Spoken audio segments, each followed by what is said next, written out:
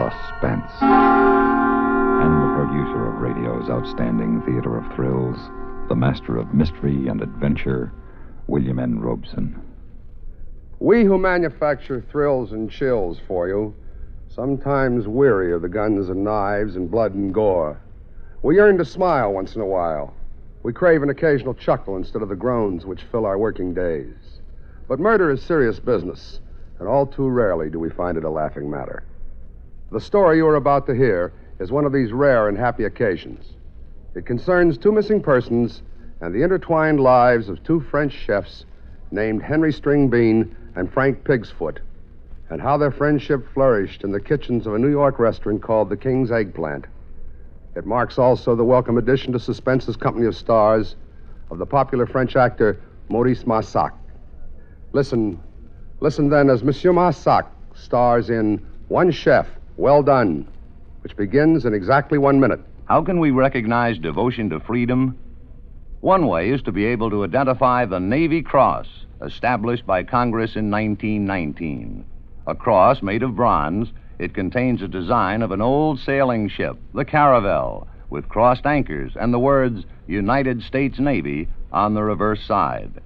It is suspended from a blue ribbon with a narrow white stripe in the center. This rare award is given to any person serving in any capacity with the naval service of the United States who distinguishes himself by extraordinary heroism in connection with military operations against an armed enemy. Individuals who have received the Navy Cross include sailors who distinguished themselves during America's involvement with Japanese operations in China from 1937 to 1938, and men aboard the U.S. gunboat Panay, which was bombed and sunk in Chinese waters on December 12, 1937. The Navy Cross stands for extraordinary accomplishment, which a proud nation notes and acknowledges with gratitude. Who is next for the Navy Cross? It can be any dedicated seaman who so conducts himself as to be worthy of the great tradition of this honored symbol of freedom, the Navy Cross. And now, One Chef, Well Done, starring Maurice Massac. A tale well calculated to keep you in suspense. Many times it is asked of me, how is it that you, Henri Haricot-Vert, have risen to the exalted position of chef de cuisine at such a tender age? And I, Henri Haricot-Vert, shrug with modesty and reply, well, it is because I began my apprenticeship in Paris when I was but 11. It is also because your America is the land of opportunity. It is also because Monsieur François Pied de Cochon is no longer in the kitchens here at the restaurant Les Aubergines du Roi. You do not understand concerning François? Permit me then to begin at the commencement. It was in the spring of 1901 that I applied for a position to Monsieur Smith, proprietor of Les Aubergines du Roi. Me, I'm a meat and potatoes man, Henry. Meat and potatoes fried in plenty of bacon grease. But I'm running this restaurant for what they call the 400. Folks with more money than brains, and they want French grub. So, I hire the best French chefs I can get, and then I leave them alone. Entendu, Monsieur Smith. Now, we'll start you on sauces. But if you can cook like your recommendations say, you can move right up to the top. The great Escoffier himself once complimented my riz de veau au queue d'écrevisse. Okay, if your sweetbreads satisfy Escoffier, they ought to satisfy Francois. Monsieur François, he is the chef de cuisine? Yeah, and you won't find a meaner one in all the 45 states. And until I can find somebody half as good and twice as pleasant, I gotta keep him. I am pleasant. I wish to be friends with everyone. Okay, friend. Now, you prove to the customers and to Francois that you're a first-class saucier, and I'll hope by that time the cops will have saved me the trouble of firing him. The cops? The police, the gendarmes. You see, Henry, Francois drinks. But surely it is no concern of the gendarmes if one takes a little wine de temps en temps. Of course it ain't. But me and the cops got a strong hunch that Francois also murders. Sacre bleu. Yep. That's why we're looking for a new sauce chef. Sacre bleu. But don't you worry. The way I got it figured, he just scares most people. The only ones he murders are his best friends.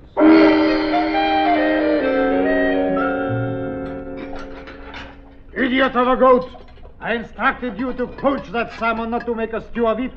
Get out of this kitchen before I take my sharpest knife to your miserable That's him, Greek Henry. gullet. Oh, Francois. Don't come screaming at me during the dinner preparation, Monsieur Smith. You stuff your kitchen with mutton-headed fools who cannot slice a shallot. Your stupid New York gendarme harassed me with questions about poor Lucien's death. And today my head throbs as though it were a veal cutlet becoming a scallopini. Now, Francois, don't get excited. I just want you to meet the new sauce chef. Monsieur Francois Petit-Cochon, Monsieur Henry Haricot Vert. Bonjour, monsieur. What is bon about it? Can you cook? Henry's got recommendations from Escoffier. Who asked you, espèce de chameau? Now then, haricot vert, get into your working clothes and prepare a bolognaise, a bordelaise, and a rouennaise. And if by some happy accident all three do not taste like raw flour paste, you and I shall be the best of friends.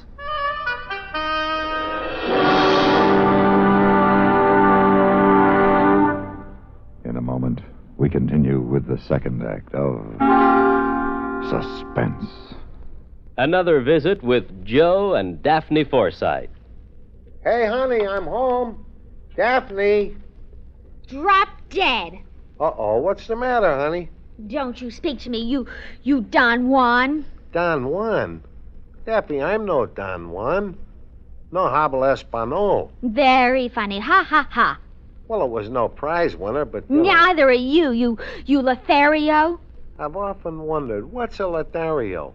I don't know, but that's what the wives on TV always call their husbands. I guess it applies. Do you want me to go out and come in again? As far as I'm concerned, you can go for a long walk, preferably on a short pier. Well.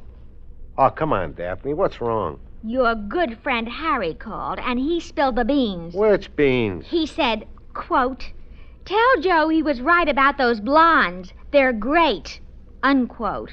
Blondes? That's what he said. Well? He didn't say blondes. He said bonds. Savings bonds. What? Sure, I buy 'em on the payroll savings plan. And I told Harry he ought to do it, too. Savings bonds have a guaranteed interest that pays back $4 for every 3, which is a pretty good investment. That's a pretty good story, too. It's true, so help me. That's why Harry's so happy. Savings bonds are great. Well, maybe you're right. You wouldn't really fool around with blondes, would you? You're too faithful and sweet and kind and... Fast talking. And now, starring Maurice Marsac, Act 2 of One Chef, Well Done. A pinch of mignonette peppers, so. A pinch of chervil, one of tarragon, so. Hello. What are you doing? Preparing a bordelaise. Kindly permit me to concentrate. Oh, you must be the new fella from Paris. My name's Shirley. Bonjour, mademoiselle. I scrub the vegetables. Then go scrub them. Why? Old Francois ain't around. I guess he's got such a hangover he had to lay down for a while. Gee, that stuff smells delicious when you whip it up like that. I trust Monsieur Francois also will approve. You better trust he won't. If he thinks you can cook, he'll pretend to like you. And if he pretends to like you, the same thing might happen to you as happened to Lucien. Who is this Lucien? He was the last sauce chef. Old Francois and him got to drinking together, and one time they went out on a terrible spree, and poor Lucien never came back. Oh, quel dommage. And they never found his body, neither. Francois must have sliced him into tiny bits and threw him off the Brooklyn Bridge. Now, please, if you must weep, do not weep in my bordelaise. I have already salted it correctly. Francois! Oh, the boss had to scratch some vegetables. Where's Francois? Francois is said to be temporarily indisposed, Monsieur Smith. Shades of William McKinley, the August Belmont J.P. Morgan party has just arrived. Well, I do not comprehend. The richest people in New York, and Francois was supposed to cook up a fancy fillet of beef Goddard. This matter sounds of importance. Filet de boeuf Godard. What'll I do, Henry? Remain calm. Tell Monsieur Auguste and J.P. Shades of McKinley all is well, and trust Henri. I guess I'll have to. Great Garfield's ghost. Filet de boeuf Godard. Oh, Maître Escoffier, watch over your humble disciple now.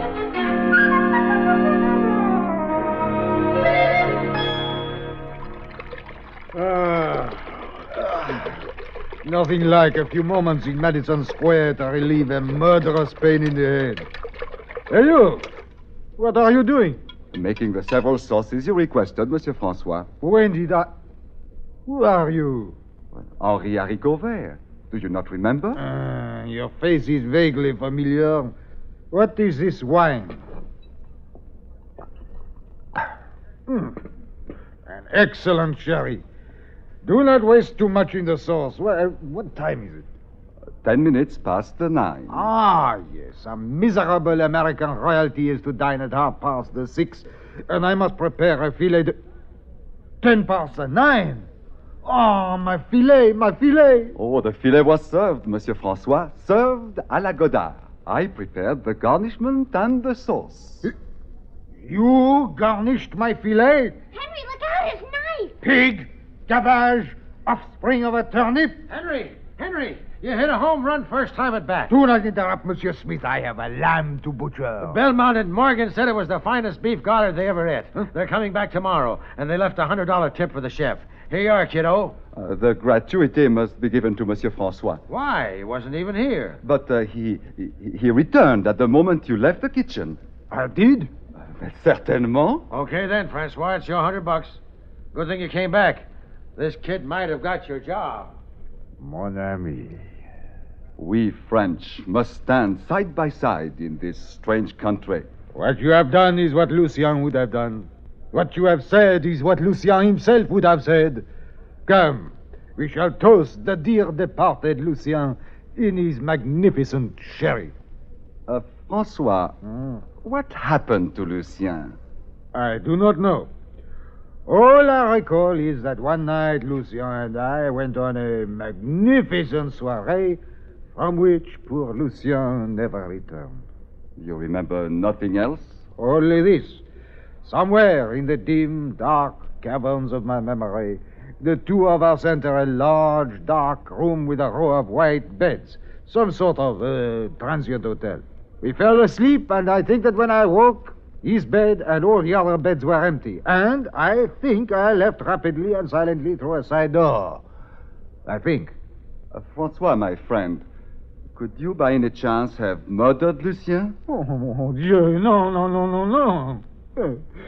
At least I don't think I murdered him. But one day, you shall help me to find out. Poor Francois. If he did not think he murdered Lucien, then I, Henri Haricot Vert, also refused to believe it. In spite of our employer's views and those of the gendarmes. In spite of the views of Shirley, the vegetable bather. You could be head chef here if you wanted to, Henry. Mr. Smith keeps saying so. Francois and I constitute a two-headed head chef. It does not matter what title we are called by. That's another thing.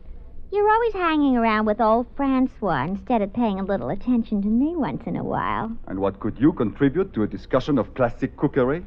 Is cooking all you French guys think about? When I think of other matters, do I not seek your company? Yeah, and you always try to get me drunk. Just like Lucien used to. I believe Lucien and I would have had a great deal in common.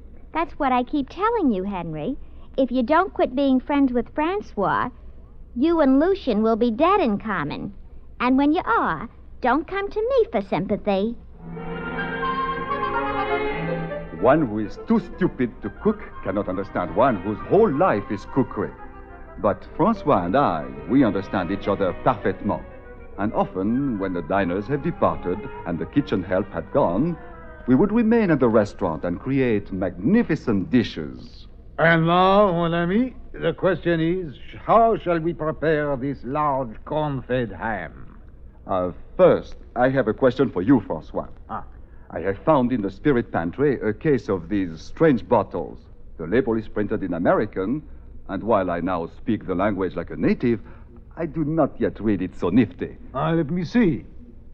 Old Whiskey Bar Bourbon Whiskey, 100 proof, bottled in bond. Yes, Henri. This is an American cooking wine made from the fermented juice of the corn. Taste it, mon ami. Voila.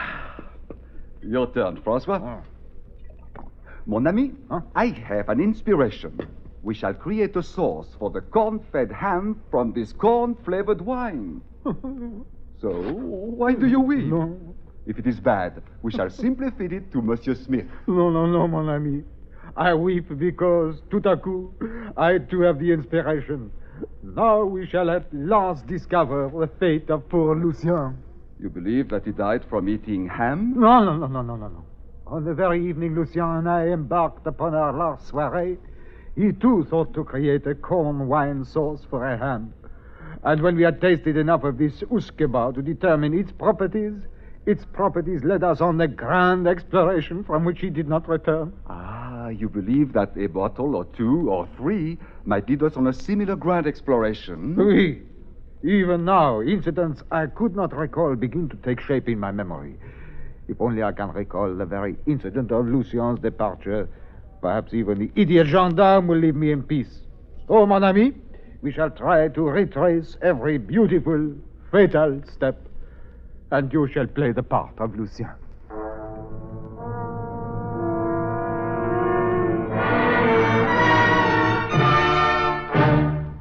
In just a moment, we continue with the third act of Suspense. We have, together, ample capacity and freedom to defend freedom. This is NATO, the North Atlantic Treaty Organization.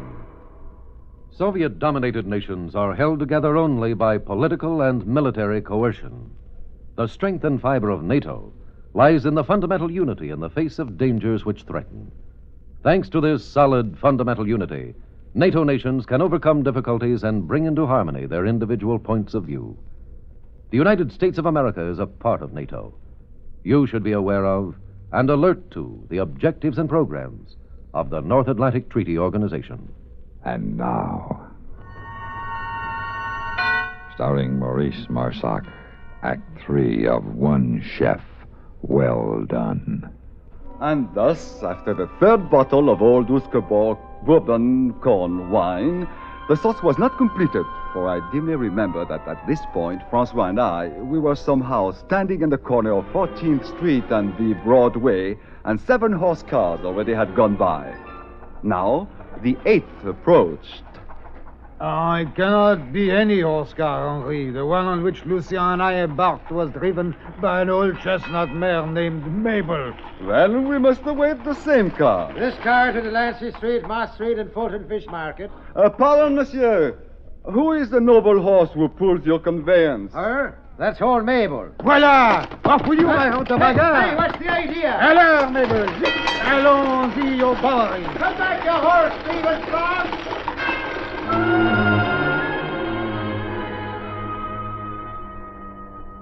You gents sure you can handle a load like you're taking on? Il tumblers encore, s'il vous plaît.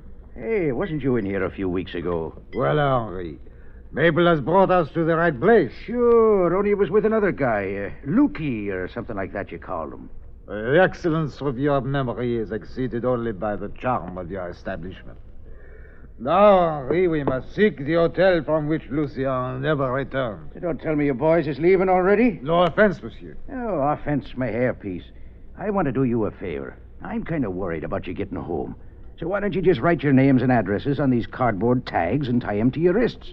Then if you pass out somewhere, the cops will deliver you. Merci. You are a true friend. Don't mention it. And what's yours, gents? Henri, do not inscribe your correct name. No. No. Write as I am writing. Name unknown. Address unknown. As you wish. But why? Our true friend is a spy of the gendarme, but we have now outwitted him.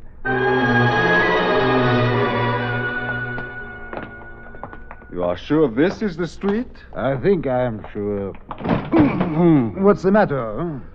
Oh, it's nothing. I have simply run into a building. Then it is the hotel we seek. Lucien discovered it in the same way. But where is the entrance? And the test for registration. Ah, my fine pigeon, we shall save the centime they would charge. For I can grope to the side entrance, which, as you shall see, opens directly into a large room of many beds. There, I am sure, we will discover what happened to poor Lucien. I remember, and yet I do not remember. We seemed to be in a cavernous place of gloom, with sleeping figures upon narrow white beds.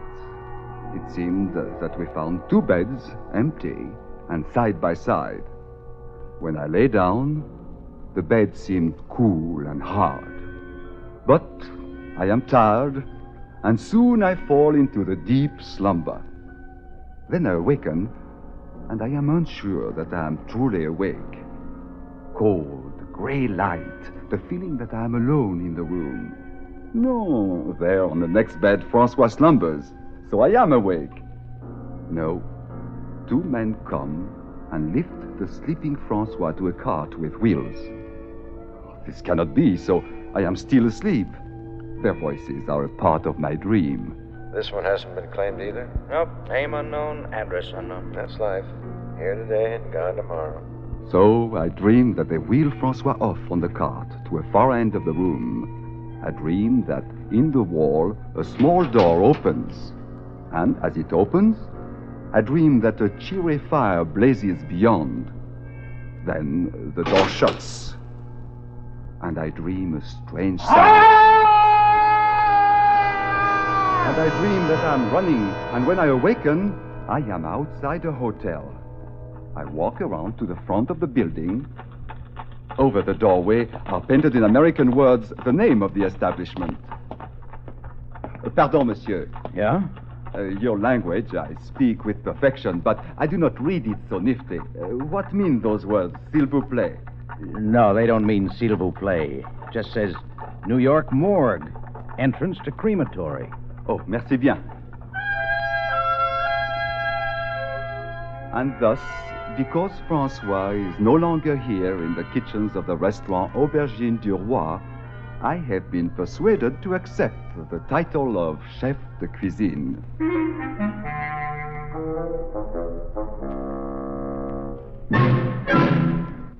Suspense, in which Maurice Marsac starred in William N. Robeson's production of One Chef Well Done by Francis von Hartisfeld. Supporting Mr. Marsac in One Chef Well Done were Sandra Gould, Joe DeSantis, Ben Wright, and Jack Moyles. Listen.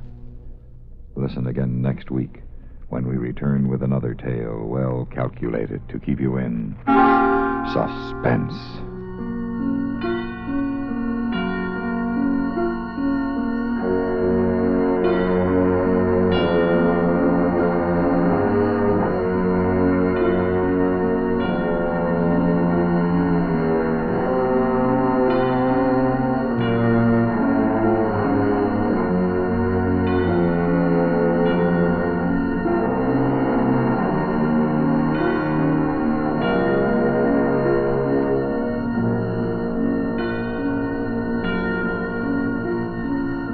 Suspense has been brought to you through the worldwide facilities of the United States Armed Forces Radio and Television Service.